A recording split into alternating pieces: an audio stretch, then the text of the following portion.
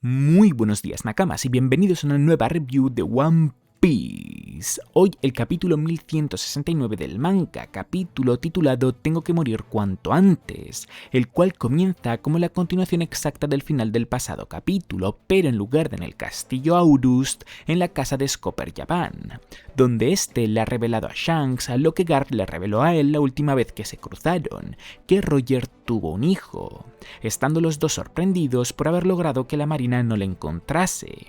pasando a comentar Shanks entre risas que entonces es como un hermano pequeño para él, compartiendo su opinión Yavin al considerar tanto a Buggy como a Shanks hijos de toda la tripulación, añadiendo el pelirrojo que si tiene la sangre de Roger, entonces supone que se convertirá en el rey de los piratas de la siguiente generación, a lo que Yavin contesta que ese no es un puesto hereditario. Además, a veces aquellos con grandes expectativas son los que más acaban fracasando, pasando a preguntarle a Shanks si de verdad cree en eso, a lo que Yavin termina por responder diciendo que precisamente eso es lo que hace que la vida sea tan divertida e impredecible. Ahora sí, tras este primer frente abierto, nos movemos al castillo Aurust, donde después de ver a Loki y Jarl llegar a él, vemos como en su interior, en la sala del trono, Harald ha asesinado al guardia que estaba a punto de atarle a la columna tal y como él mismo le había ordenado. No entendiendo absolutamente nada de lo que está ocurriendo ninguno de los soldados allí presentes.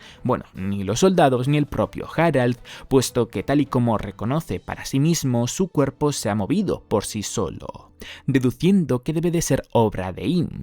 pasando a preguntarse en relación a esto si acaso no puede hacer nada por evitar ser controlado y si puede que llegue el punto en el que incluso las órdenes pueden alterar sus pensamientos, llegando a la conclusión de que si ese es el caso, mientras siga vivo, su presencia solo hará que el BAF se vuelva un lugar peor, lo que a su vez le hace pensar que todo lo que ha hecho ha sido una pérdida de tiempo y que no ha servido para nada, que sus 144 años de vida han sido tirados por la borda,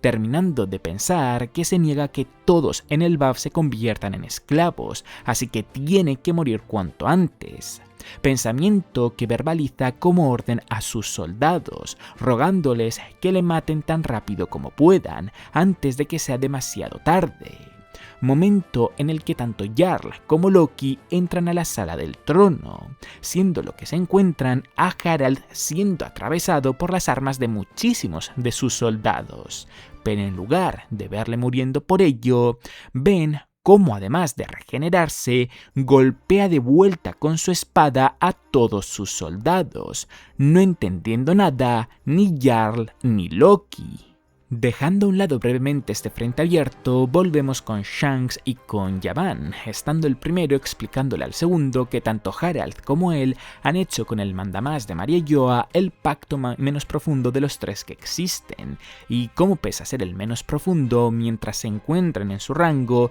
no pueden evitar resistirse a sus órdenes. Por eso se tuvo que esperar a que estuviesen fuera de la Tierra Sagrada para poder hablar abiertamente. Conversación en la que Harald le comentó la ilusión que le haría convertirse en caballero de Dios, ya que en teoría eso permitiría que el BAF se uniese al gobierno mundial, explicándole Shanks a Yavin que por otra parte para hacer eso tendría que hacer un pacto más profundo, un pacto que sí entrega una fuerza sobrehumana y un cuerpo inmortal, además de la habilidad para crear abismos, un método de transporte a larga distancia, pero que a cambio da igual donde estés, que la voz del mandamás te llegará y no podrás evitar seguir sus órdenes, terminando por comentarle Shanks a Yavin que si Harald lleva a cabo ese pacto estará obligado a hacer aquello que le ordenen, y sabiendo cómo de avariciosos, codiciosos son, duda mucho de que vayan a cumplir su promesa y entregarle lo que le prometieron,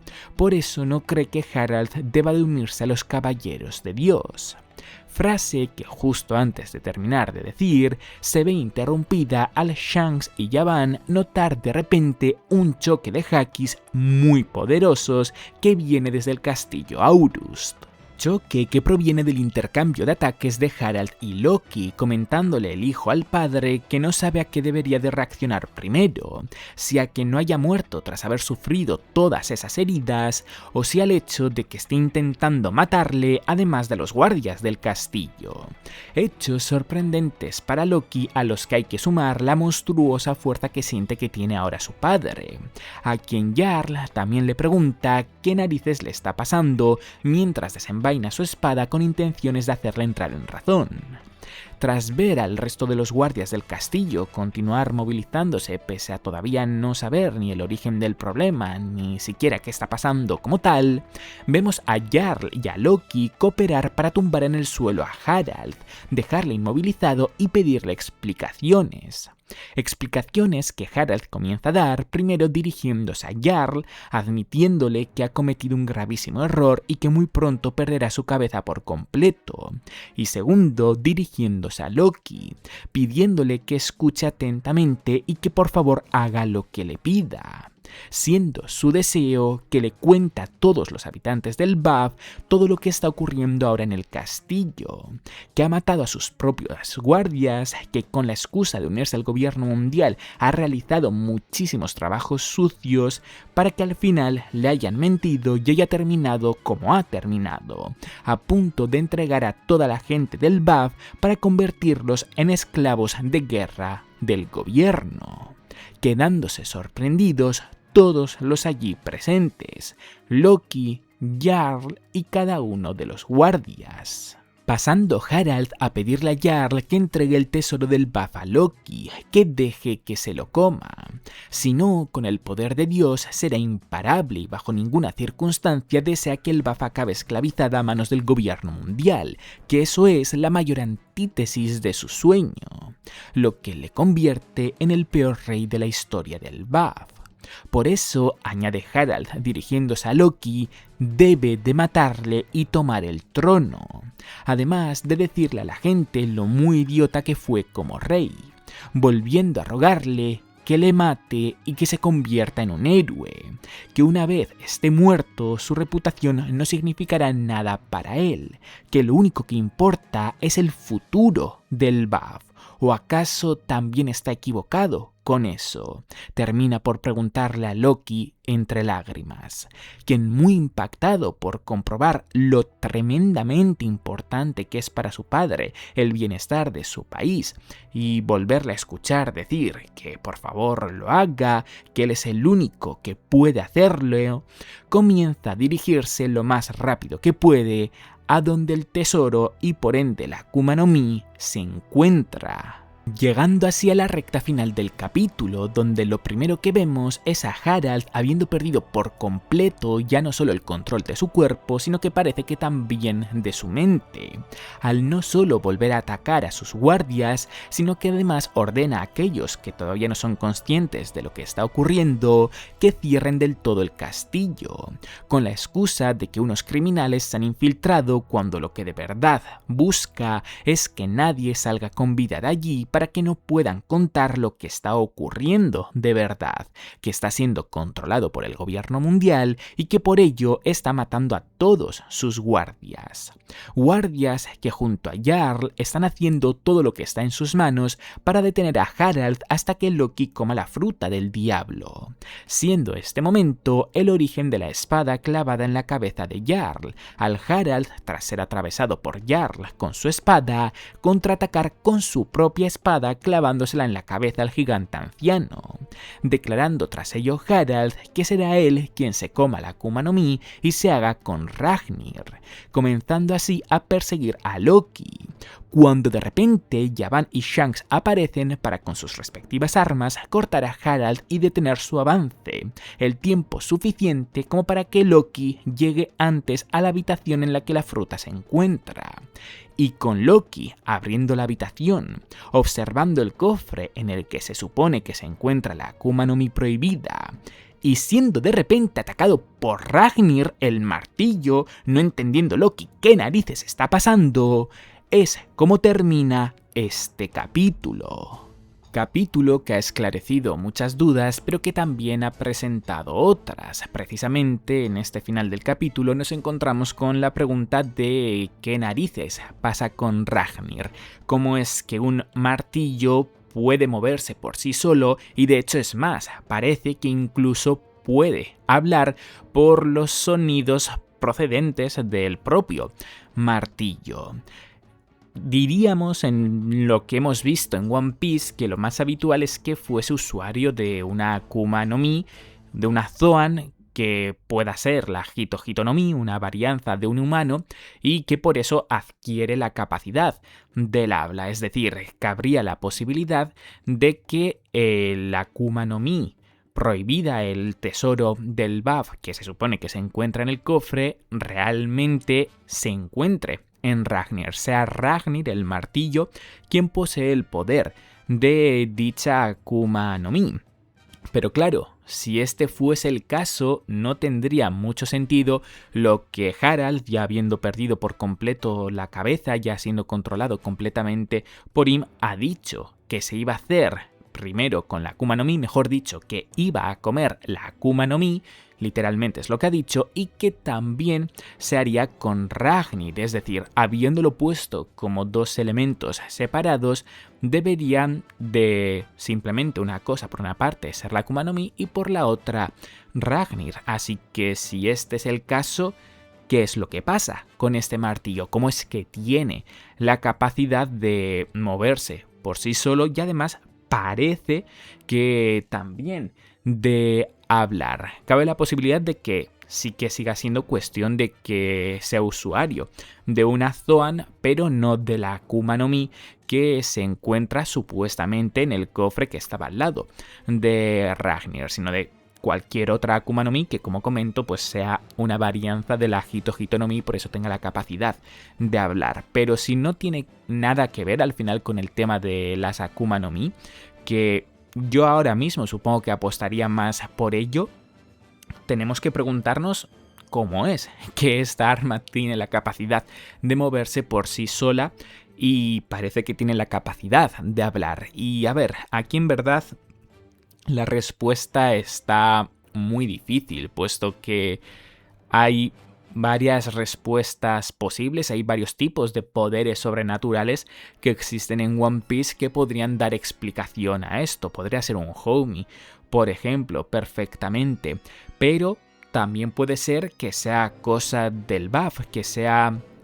las magias que parecen haber en el BAF, como el tema del arco iris que son capaces de crear, o los botes voladores y todo esto, que simplemente la capacidad de Ragnir de moverse por sí solo y de hablar sea otro de estos poderes, otra de estas magias, por llamarlo de alguna manera. Y de hecho yo diría que es por lo que más apostaría ahora mismo, puesto que parece ser que en la mitología nórdica en algunos casos, como que en algunos documentos, en algunos libros, como que la interpretación de algunas personas en relación al martillo de Thor, al Mjolnir, o bueno, no sé cómo se pronuncia en condiciones, pero que vaya, es el martillo en el que Ragnir está basado. Rag de Ragnarok, del fin del mundo, y Nir de Mjolnir. El punto es que según esa mitología, en algunos, como que parece que te dan a entender, por lo que leí en los comentarios de la reacción, que simplemente hay gente que percibe a este martillo como una entidad, como que por sí solo tienen la capacidad, pues precisamente eso, de actuar, de moverse y no sé si también de hablar en la mitología. Pero si ese es el caso, si en parte de la mitología ese martillo de Thor se interpreta de esa manera, pues es posible que Oda simplemente lo haya pillado y lo haya trasladado tal cual a One Piece, mezclándolo con las magias que comento que hay en el BAF. Así que yo ahora mismo apostaría por ello. Y bueno, si este es el caso, entonces implicaría que la Akuma no Mi, legendaria esta o prohibida o tan especial del BAF, el tesoro nacional del BAF, es completamente ajeno a Ragnir, lo cual la verdad es que me gustaría bastante, porque aunque es cierto que debería de estar muy OP tener las dos cosas, que Ragnir sea quien tenga el poder de una Akuma no Mi, se supone que tan especial que un arma sea quien tiene el poder de una Akuma no Mi tan especial, pues para mí perdería un poquito de gracia. Pero bueno, en relación a esta Akuma no Mi, he visto a mucha gente comentar la posibilidad de que sea la Gomu Gomu no Mi, que sea la Hito Hito no Mi modelo Nika. Es cierto que en principio parecería incongruente por el hecho de que Shanks la robó de un barco de la marina que capitaneaba Who's Who y bueno, toda esa historia, básicamente, pero claro, eso no implica que tenga por qué ser incongruente, ya que perfectamente cabe la posibilidad de que ahora mismo alguien la robe del buff antes de que Loki la consuma, que el gobierno, la marina, se haga con ella y que más tarde Shanks la recupere porque sabe la importancia que tiene esta fruta. Así que realmente tanta incongruencia como tal no tiene por qué haber. Dicho esto, aún así yo no creo que ese sea el caso, y si es el caso, en el buff tendrían que explicar muchas cosas, porque quiero decir, veneran muchísimo a Nika y hablan como alguien que a ver, a mucha gente le gustaría ser, pero como que a su vez lo ven como algo un poquito lejano, cuando realmente si fuese la Gomu Gomu no Mi, literalmente cualquier persona que consumiese dicho poder tendría la capacidad de convertirse en Nika. Por lo tanto, a mí me parecería un poco extraño que hablasen de manera como sí cercana, pero a su vez muy lejana de Nika cuando tienen la posibilidad de simplemente haber un Nika constantemente entre ellos al consumir la Akuma no Mi, y una vez uno muera pues hacer que la Akuma no Mi renazca cerca y simplemente que el siguiente pues lo acabe consumiendo y que así todo el rato haya Nikas. En cambio, si no lo hay, a ver, es cierto que la Akuma no Mi te la están vendiendo como que algo es prohibido, es decir, puede ser que realmente no quieran presentarlo a el buff como tal y que nadie tenga ninguna información acerca de eso porque, no sé, que alguien pudiese convertirse en Nika por alguna razón entre los gigantes podría llegar a ser peligroso o vete tú a saber cuál excusa podría darse. Pero igualmente, aunque la posibilidad desde luego que está ahí, no hay algo que creo yo que rechace al 100% la posibilidad de que sea la Gomu Gomu no Mi, la, bueno, Hito Hito no Mi modelo Nika. Yo en lo personal no apostaría por ello y de hecho preferiría que no fuese el caso. La verdad, preferiría que Loki realmente sí que fuese el usuario de esta Akuma no Mi prohibida y que bueno, que la Akuma no Mi estuviese bastante guapa, sinceramente. Es algo que nos han hypeado tanto que si luego acaba siendo una Akuma no Mi que conocemos desde el primer episodio de la serie, desde el primer capítulo de la serie, que además sabemos quién es su usuario, pues en lo personal para mí perdería un poco de gracia, más aún cuando ya se nos ha hablado muchísimo acerca de la importancia de Nika en el buff, porque aun si no nos hubiesen hablado de eso y hubiesen aprovechado el revelarnos que esa Akuma no Mi legendaria del buff es la que tiene Luffy y a partir de ahí ya hablarnos acerca de Nika, pues aún y todavía me parecería que tendría sentido. Pero ya sabiendo todo lo de Nika en el buff, para mí perdería mucha fuerza si ese es el caso. Así que por mí, sinceramente, ojalá sea una Akuma no Mi completamente distinta y que realmente esté tan guapa para el bombo que se le está dando. Cambiando de tema, aunque manteniéndonos con Loki, quiero hablar acerca de algo que ya comenté un poco por encima en la reacción, y es mi pequeña preocupación sobre cuál puede ser la razón por la cual Loki y bueno, Shanks, Yaban y Yar no hayan acabado revelándole a toda el buff la verdad tal y como Harald ha pedido en este capítulo. Me ha salido una pequeña preocupación porque ha habido un momento en el que Harald ha mencionado que una vez muerto su orgullo le dará completamente igual, su imagen le dará completamente igual, así que no le molestaría en lo absoluto que pasase a ser visto de una manera completamente diferente a como lo estaba siendo hasta ahora. Y que haya mencionado eso ha hecho que en mí haya entrado el pequeño miedo de que quizás la razón por la cual no se haya acabado diciendo la verdad haya sido no manchar la imagen de Harald, cuando, tal y como comenté en la pasada review, para mí existe una opción muchísimo mejor que Oda ya la tiene planteada. Básicamente únicamente tiene que dar la respuesta de cuál es la razón, y es el hecho de que Loki, muy movido por el sacrificio de su padre, por el bienestar del BAF, se dé cuenta que si hace lo que su padre le está pidiendo en este capítulo, pues mucha gente en el BAF pasa a sentir un gran rechazo hacia el gobierno mundial, hasta el punto de muy probablemente querer volver a ser guerreros, y ya saber si eso también se traduciría en cortar todos los lazos con todos los países y puede que volver